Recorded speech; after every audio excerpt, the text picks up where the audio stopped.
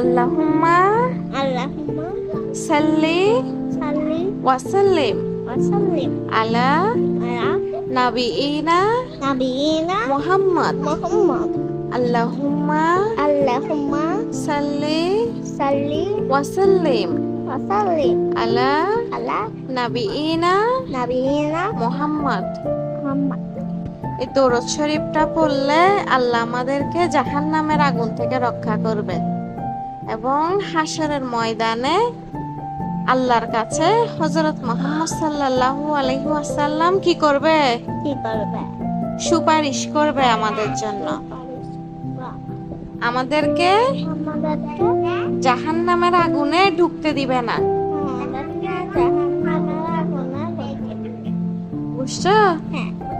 আমরা কি করব? প্রতিদিন আমরা কি করব? প্রতিদিন ভালো কাজ করব। ভালো কাজ করব, দরুদ শরীফ পড়ব বেশি বেশি।